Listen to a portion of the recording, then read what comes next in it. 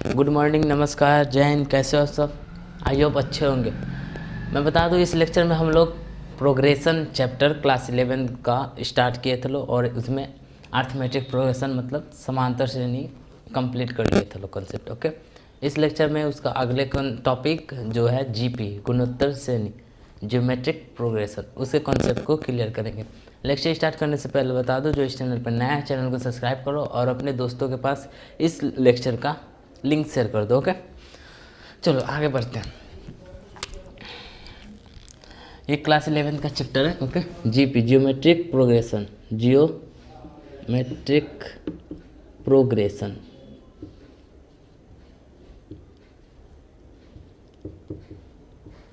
हिंदी में क्या बोलते हैं? गुणोत्तर श्रेणी, गुणोत्तर श्रेणी। क्लियर हुआ? क्या कहते हैं हिंदी में? गुणोत्तर श्रेणी। देखिए, हम लोग जब एपी पढ़ रहे थे तो उस एपी का हिंदी क्या होता है? समांतर श्रेणी।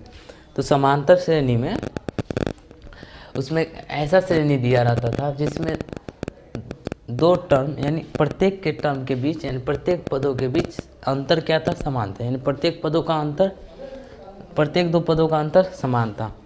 इसमें ऐसा श्रेणी दिया रहेगा गुणोत्तर श्रेणी में जिसमें आपको प्रत्येक टर्म का जो गुना का अंतर होता है ना वो सेम होता है। मतलब प्रत्येक दो टर्म दिया रहेगा। मतलब एक श्रेणी मान लीजिए हम A1 A2 A3 dot dot dot n तक, ये मान लीजिए गुणोत्तर श्रेणी है। तो गुणोत्तर श्रेणी में जो प्रत्येक का गुना का अंतर होगा, मान लीजिए इसमें फर्स्ट टर्म A1 था और इसमें r कांस्टेंट वैल्यू से गुना किए, फिर इसमें r से गुना किए तो r स्क्वायर, फिर इसमें r से गुना किए डॉट डॉट डॉट r का पावर n, क्या किए? r का पावर n, an r का पावर n। ये जो होगा गुणोत्तर श्रेणी में होगा। यानी प्रत्येक दो का गुना का अंतर सेम होगा। इसमें कितना से गुना किए हम? a में r से, और इसमें r से गुना किए तो क्या हुआ? ar क्यूब, ar स्क्वायर हुआ। फिर इसमें r से गुना करेंगे तो ar क्यूब हो जाएगा। क्लियर हो गया? अब देखो, तो ऐसा जो दिया रहेगा आपको, ये आपका जनरल इक्वेशन है गुणोत्तर श्रेणी का। ओके, गुणोत्तर श्रेणी का जनरल इक्वेशन A1 A2 मैंने समझाने के लिए लिया। Okay, AR square dot dot ऐसे आपका गुणोत्तर श्रेणी का सीरीज पढ़ते जाता है। ये क्लियर हो गया। AR मतलब प्रत्येक दो का गुना जो होगा समान। अब देखो, AR में R से गुना करेंगे R स्क्वायर, फिर R स्क्वायर में R से गुना करेंगे तो AR क्यूब आएगा। यानी जो कांस्टेंट वैल्यू जो है प्रत्येक का जो गुना होगा वो क्या होगा? कांस्टेंट रहेगा, यानी समान रहेगा। इतना क्लियर हुआ? अब देखें, अब मान लीजिए आपको ये श्रेणी दे दिया, ये आपका जनरल इक्वेशन है, लिख लेना। जनरल इक्वेशन सामान्य फॉर्मूला किसका? जनरल सीरीज है इक्वेशन। अब देखिए, जनरल सीरीज लिखिए, अच्छा लगेगा, इक्वेशन नहीं सीरीज। ओके, जनरल सीरीज हो गया। आगे बढ़ते हैं।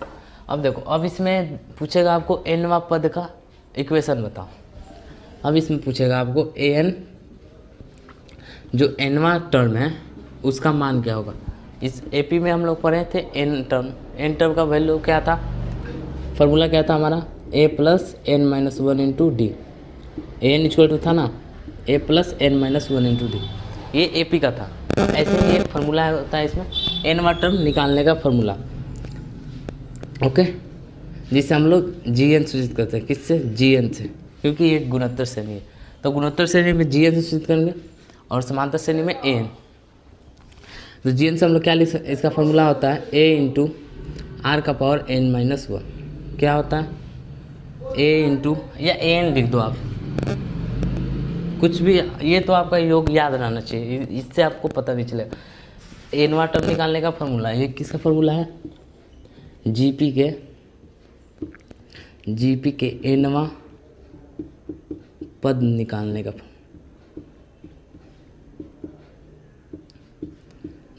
का फॉर्मूला है।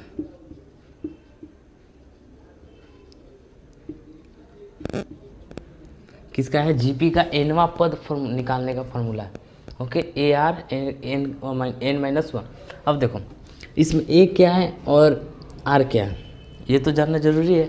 ए क्या है, आर क्या है, तो देखो इसमें ए जो है प्रथम पद है, क्या प्रथम पद यानी फर्स्ट टर्म, जो एपी में भी था फर्स्ट टर्म। आर क्या है, सार्वंतर।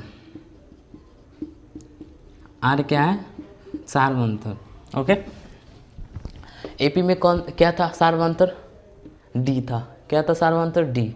यहाँ पे गुणोत्तर श्रेणी में सार्वंतर क्या हो जाता है, आर हो जाता है। ओके, हाँ देखो फर्स्ट टर्म इसमें भी सेम रूल सेम होता है। फर्स्ट टर्म कैसे निकलेगा, जो फर्स्ट वैल्यू दिया रहेगा, जो श्रेणी का फर्स्ट वैल्यू दिया रहेगा वो क्या होता है, फर्स्ट टर्म होता है।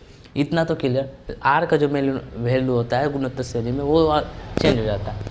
आर का मान पता है कैसे निकलता है, जब सेकेंड टर्म में आप फर्स्ट टर्म से भाग करिएगा ना तो आर का वैल्यू निकलता है आपको। Second term upon first term, second term upon first term equal to क्या हो जाएगा, आर का वैल्यू सार्वंतर। ओके, अब second term upon first term मतलब क्या होता है, द्वितीय पद, प्रथम पद, द्वितीय पद, तृतीय पद, ऐसे तो समझ में आ रहा है। द्वितीय पद अपॉन प्रथम पद, तृतीय पद अपॉन सेकेंड टर्म, ऐसे आपको जब भाग करोगे तो आर का वैल्यू निकल जाए। आर का वैल्यू जो निकलेगा वो क्या होता है, सार्वंतर। सार्वंतर मतलब अगर सार्वंतर जो होता है ये गुना का समान हो, मतलब प्रत्येक में जो गुना होगा वो इक्वल होगा। इसमें भी आर से गुना हुआ, फिर इसमें आर से गुना करोगे तो आर स्क्वायर, फिर इसमें आर से गुना करोगे तो आर का क्यूब। ओके, अब देखो इतना क्लियर होगा कि नहीं। सेकंड टर्म यानी आर बराबर हम लोग क्या लिख सकते हैं यहाँ पे, ए आर अपॉन ए। ये काटना नहीं है, ए से आप समझ रहे हो काट देंगे, नहीं। यही आपका इक्वेशन दे दिया रहा है 2 4 8 16 डॉट डॉट 32 तक। ओके, अब इसमें आप आर का वैल्यू निकालो, ए और आर का वैल्यू निकालो, प्रथम पद सार्वंतर का वैल्यू निकालो, यहाँ पे निकालो, क्या होगा बताओ। इस ये जो दिया है जीपी, ये आपका जो जीपी दिया है इसमें ए और आर का वैल्यू निकालिए। ए तो समझ में आ गया 2, आर क्या होगा, second term upon first term, यानी सेकेंड टर्म में फर्स्ट टर्म से भाग करना है, थर्ड टर्म में फर्स्ट टर्म से भाग करना है, यानी आपको अनुपात निकालना है। दो टर्म का अनुपात निकालना है। अनुपात कैसे निकलेगा, जो टर्म बड़ा होगा उसको ऊपर और जो छोटा होगा उसको नीचे, फिर तो अनुपात निकलेगा। अब देखो तो क्या लिख सकते हैं इसको, 4/2 2। आर का वैल्यू कितना हो जाएगा हमारा 2। इतना क्लियर हुआ कि नहीं, पहले इतना क्लियर करो। ये जो कंसेप्ट मैंने दिया अभी तक आपको क्लियर हुआ कि नहीं बताओ, क्लियर हो गया।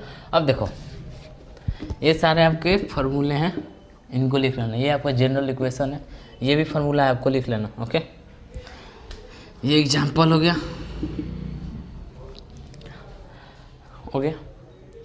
अब देखो, अब आपके एग्जाम में एक तरह से क्वेश्चन पूछता है, एनवा पद एपी का जीपी का एनवा टर्म, एनवा पद 20 है। एनवा पद क्या है, 20 है। तो आप ए और आर एनवा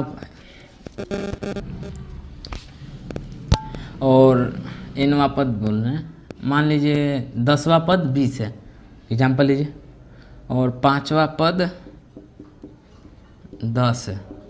तो ए और आर का मान बताएं, आपके एग्जाम में पूछता है। चलो, जीपी का 10वां पद 20, 5वां पद 10, तो ए और आर का मान निकाले।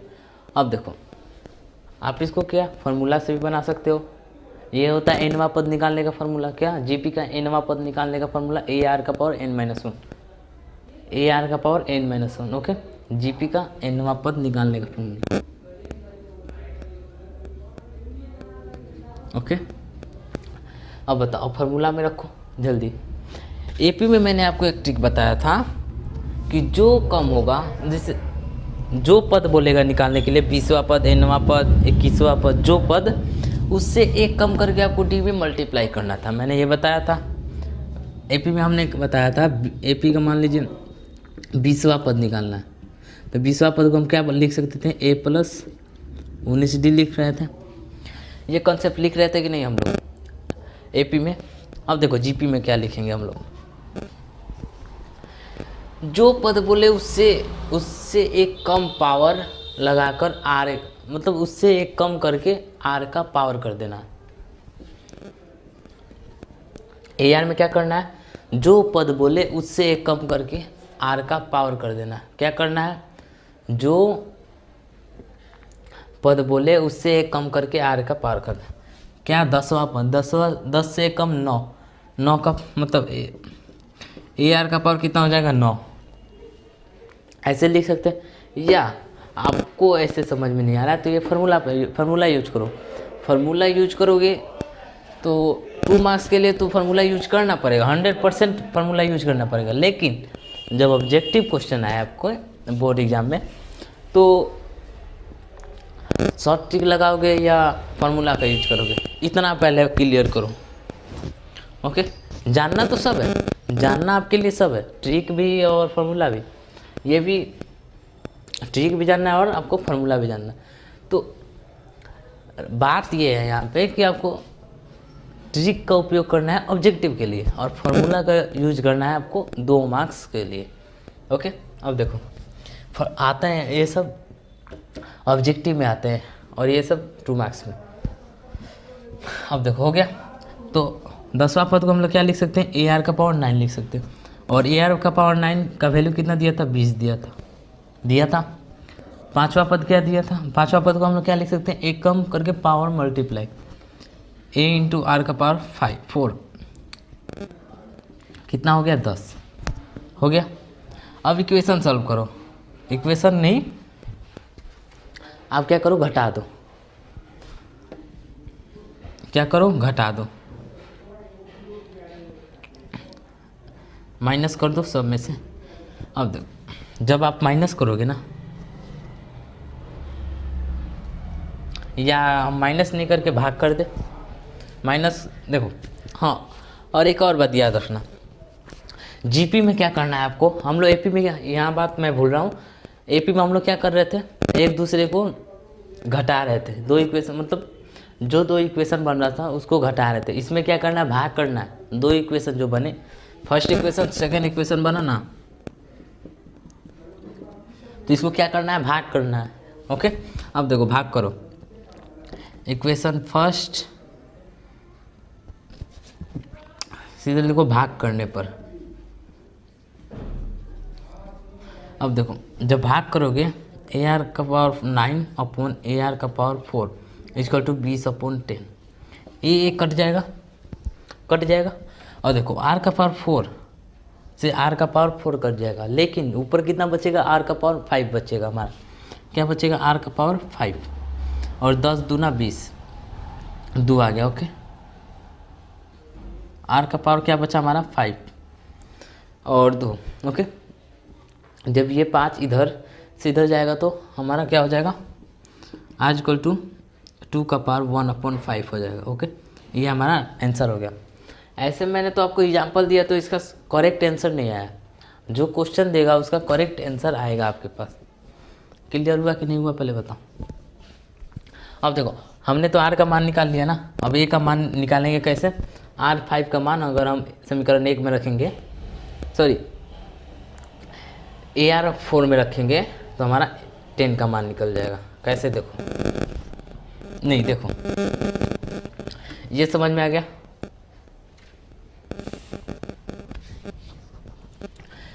ये मेथड फर्स्ट मेथड है। 2 में तरीका बताऊंगा इसको सॉल्व करने के लिए। तरीका फर्स्ट, ऐसे क्वेश्चन को सॉल्व करने के लिए मैं 2 तरीका बताऊंगा। ये फर्स्ट तरीका है, आप भाग कर दो दोनों को। अब देखो आर का मान तो निकल गया, अब AR का power 9 equal to 20। A r का पावर 9 को हम लोग क्या लिख सकते हैं यहाँ पे देखो, ए आर का पावर 9 को क्या लिख सकते हैं, ए आर का पावर 5 इंटू आर का पावर 4 लिख सकते हैं कि नहीं लिख सकते। बेस समान तो पावर जुड़ जाता है, बेस समान तो पावर, देखो यहाँ पे बेस क्या है, समान है, तो पावर हम जोड़ देंगे तो क्या आर का पावर 9 हो जाएगा। और यहाँ ए आर का पावर 5 हमारा वैल्यू क्या आया है, 2 का, इसको मत लिखो, हाँ आर का मान तो आ गया, ए आर का पावर 5 का मान क्या आया था यहाँ पे 2। यहाँ देखो, यहाँ आर का पावर 5 का मान कितना 2 आया था, तो आर के पावर 5 का मान हम लोग क्या लिखेंगे 2 लिखेंगे, इंटू आर का पावर 4, सॉरी ए को इधर मल्टीप्लाई कर दो, आर का पावर 5 अलग कर दो, ए आर का पावर 4, तो आर का 5 का मान हम क्या लिख सकते हैं 2 लिख सकते हैं, 2 इंटू ए आर का पावर 4 इक्वल टू 20। तो ए आर का पावर 4 इक्वल टू क्या लिख सकते हैं हम लोग, ये भाग में चल जाए यानी 10, 20/2 10। ओके, अब देखो, और आर का अगर यहाँ से इक्वेशन सॉल्व किया जाए, ए आर का पावर 4 का मान हमारा 10 दिया हुआ है। ओके, ए आर का पावर 4 का हमारा मान आ गया। अब दोनों इक्वेशन को सॉल्व करेंगे तो हमारा ए का मान 0 हो जाएगा, ए का मान 0 और आर का मान हमारा 2 का पावर 1/5 आएगा। ओके, ये क्वेश्चन गलत था, इसलिए आंसर रॉन्ग आया। मैंने आंसर अभी क्वेश्चन अपने से दिया हूँ, ओके, इसलिए आंसर नहीं पता चला। जो क्वेश्चन देगा वो आपका करेक्ट देगा, सॉल्व करके देगा। ओके, ये फर्स्ट स्लाइड आपको कंप्लीट हुआ। ओके, इसमें दिक्कत होगा, मैं जानता हूँ इसमें आप लोगों को दिक्कत होगा। चलिए, अगर इसमें इस तरीका में दिक्कत होगा आपको, तो ये इक्वेशन से बनाना आप। ओके, जो फार्मूला हमने दिया है उसको सॉल्व करके बनाना।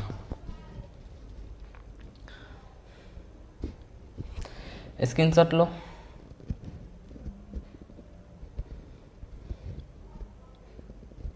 चलिए आगे बढ़ते हैं, आगे बढ़ा जाए।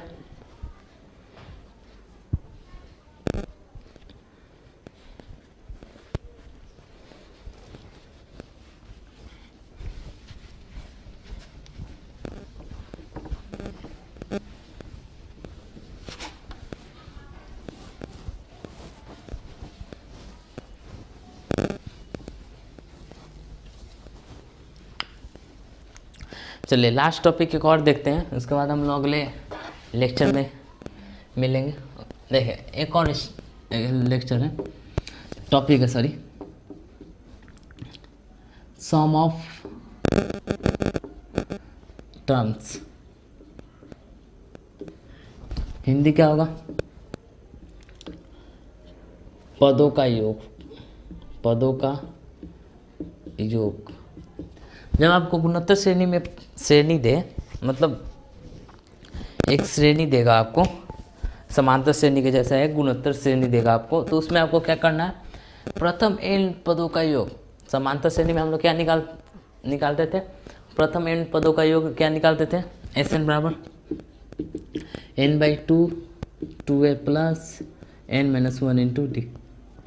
प्रथम n पदों का योग था ना समांतर श्रेणी में, एपी में ये था।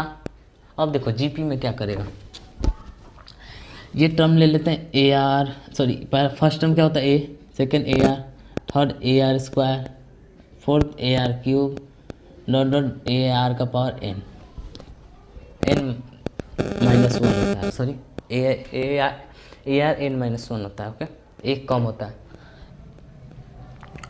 क्लियर हुआ। अब देखो, अब कहेगा प्रथम n पदों का योगफल क्या होगा, ये जीपी है आपका, क्वेश्चन मान लो ऐसे आ गया, जीपी के प्रथम n पदों का योगफल क्या होगा। अब देखो n पदों का योगफल, तो इसके लिए एक जनरल फॉर्मूला है SGP आपको याद रखना होगा, या आप कैसे भी याद रख सकते हो, इससे फ़र्क नहीं पड़ता, आपको फार्मूला याद होना चाहिए। क्या याद होना चाहिए आपको, फार्मूला याद होना चाहिए। एस जी पी लिख सकते हैं हम, क्यों कि sum of G P n G P. Okay, इसका फॉर्मूला होता है ए प्लस आर का power n minus one upon r minus one. अब देखो, जब आर का मान 1 से बड़ा होगा ना तब ये फार्मूला लगाना है। क्या लगाना है? आर का मान 1 से बड़ा। आर क्या है यहाँ पे? सार्व अंतर। फिर से बोल रहा हूँ मैं, आर यहाँ पे सार्व अंतर है और ये फर्स्ट टर्म है। इतना क्लियर हो गया? ओके, अब देखो, अगर आर का मान यहाँ पे आर सार्व अंतर फॉर्मूला बताया ना मैंने, second term upon first term. गुणोत्तर श्रेणी में क्या करना है आपको? भाग करना है, यानी अनुपात निकालना है। और समांतर श्रेणी में हम लोग क्या कर रहे थे? दोनों मतलब second term minus first term यानी घटा रहे थे, अंतर निकाल रहे थे। इसमें हमें अनुपात निकालना है। अब देखो, अगर आर का मान यानी सार्व अंतर का मान 1 से बड़ा आ जाए तो आपको क्या फार्मूला लगाना है? ये लगाना है। एन क्या है यहाँ पे? एन पदों का योग। आपको क्वेश्चन कहेगा 20 पदों का योगफल बताइए, 50 पदों का योगफल बताइए। मैं एग्जाम्पल दूंगा अभी, आप पहले फार्मूला क्लियर करो। ये फार्मूला क्लियर हुआ कि नहीं? एक और फार्मूला होता है S G P, a plus 1 minus r का power n upon 1 minus r. Okay, r का मान 1 से जब छोटा होगा तब इसका यूज करना है। आर क्या है यहाँ पे? सार्वंतर है। क्या है आर? सार्वंतर। अब बताओ, ये दोनों फार्मूला क्लियर हुआ कि नहीं हुआ? पहले इतना क्लियर कर दो। इतना फार्मूला क्लियर हो गया? इस पे एग्जाम्पल देखते हैं कैसे आपको क्वेश्चन देगा। क्वेश्चन कहेगा आपको जीपी के 5 पदों का योगफल। प्रथम जीपी के प्रथम 5 पदों का योगफल बताइए। पदों का योगफल बताएं।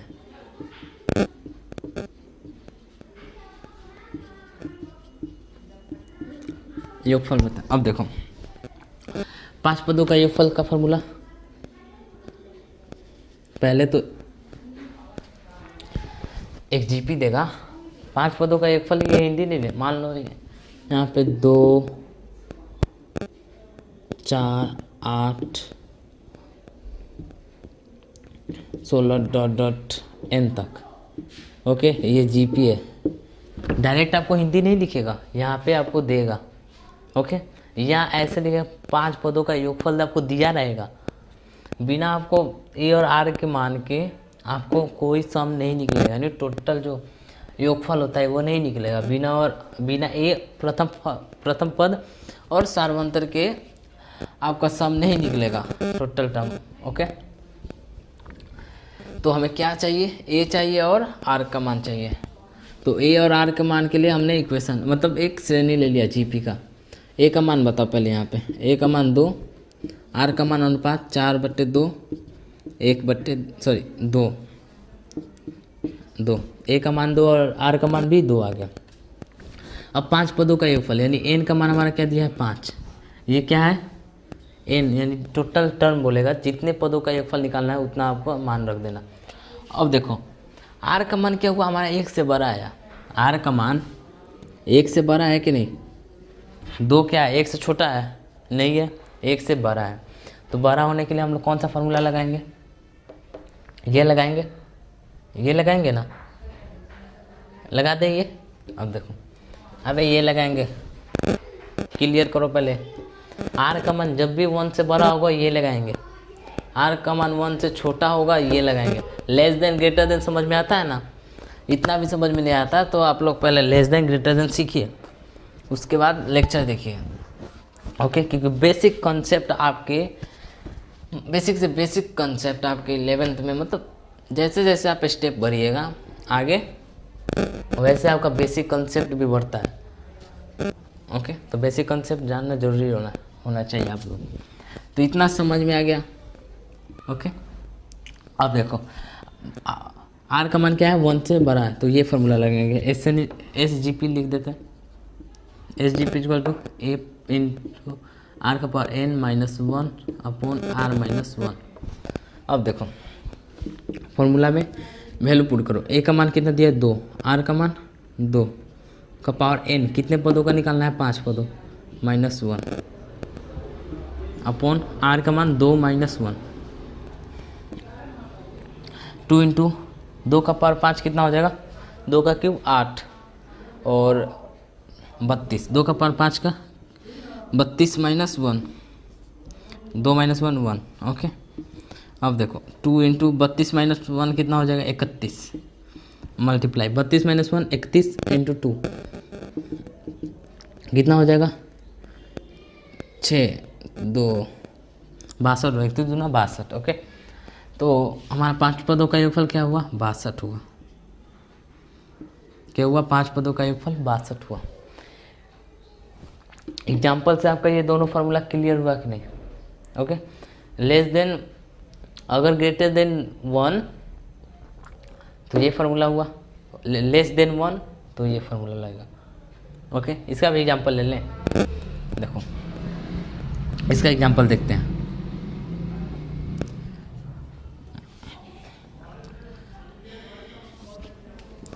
वन 2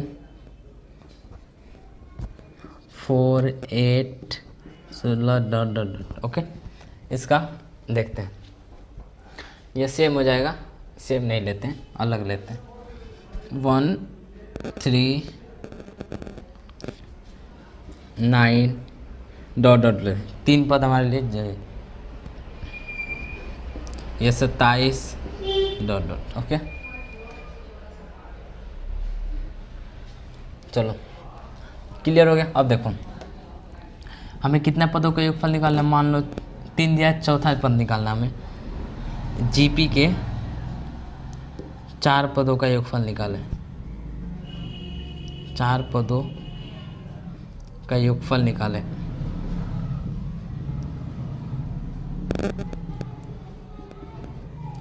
जीपी के 4 पदों का योगफल निकालें। अब देखो ये तो क्वेश्चन हुआ। अब 4 पदों का पहले हम ए और आर का मान निकालेंगे। ए का मान कितना हो जाएगा 1, आर का मान कितना हो जाएगा 3 3 अपॉन 1 3 9 अपॉन 3 3। अब देखो आर का मान हमारा क्या है 3 से ज़्यादा, फिर 1 से मतलब वही एग्जाम्पल हो गया। इसका आपको मतलब पॉइंट में आता है जब 0 से कम वैल्यू लेते हैं माइनस की तरफ, तब इस फार्मूले को यूज करते हैं। लेकिन ये आपका ज़्यादा यूज नहीं होता, सबसे बेसिक जो होता है ये यूज होता है, यूज में आता है ओके। तो फिर एक इसी का एग्जांपल देख लेते हैं, कोई दिक्कत नहीं। बस इतना याद रखिए, ये जो वैल्यू आ रहा है ना इसको देखकर आपको बनाना है। क्या बनाना है इसको देखकर। अगर 1 से छोटा होगा तो ये फार्मूला लगेगा, 1 से बड़ा होगा तो ये फार्मूला, इतना ध्यान में रखिएगा। अब देखो इतना हो गया। फार्मूला क्या लगेगा हमारा S G P equal to a into r का power n -1 upon r -1 okay. अब देखो ए कितना है हमारा 1 इंटू आर कितना है 3 का पावर 1। कितने पदों तक निकालना है 4 पदों, तो 3 का पावर 4 -1 अपॉन आर का मान 3 -1। स्टेप क्लियर हो रहा है एक एक, ध्यान से सुनना मेरी बात को, उसके बाद आपको क्लियर हो जाएगा। 1 इंटू 3 का पावर 4 कितना हो जाएगा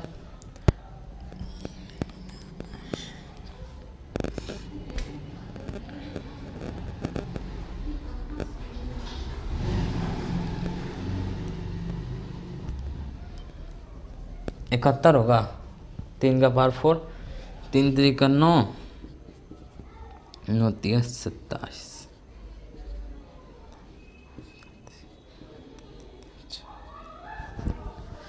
81 होगा शायद, हाँ 81 होगा। 81 -1 3 का पावर 4 क्या हो जाएगा 81 हो जाएगा, और 3 -1 2 ओके। अब देखो 81 -1 कितना हो जाएगा 80। यहाँ पे देखते हैं 81 -1 1 इंटू 81 -1 80 अपॉन 2। 2 से 80 कितना बार में जाएगा 40 बार में।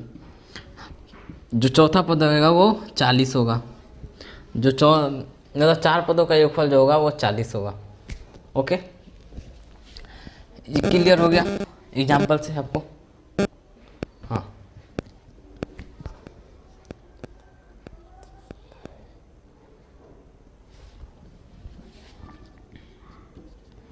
इतना क्लियर हुआ कि नहीं?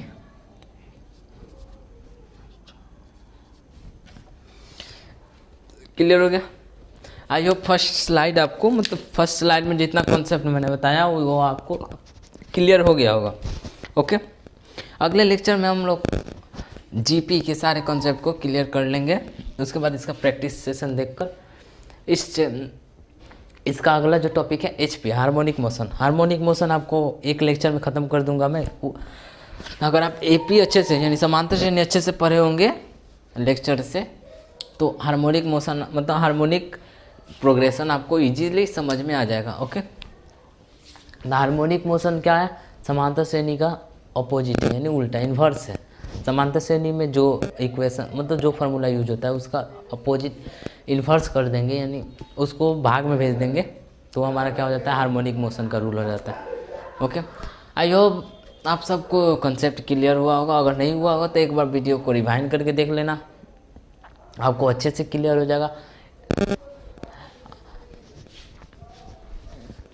तो फिर मिलते हैं अगले वीडियो में, तब के लिए जय हिंद, जय भारत, वंदे मातरम। हाँ, और वीडियो को लाइक कर देना। चलिए मिलते हैं अगले वीडियो में।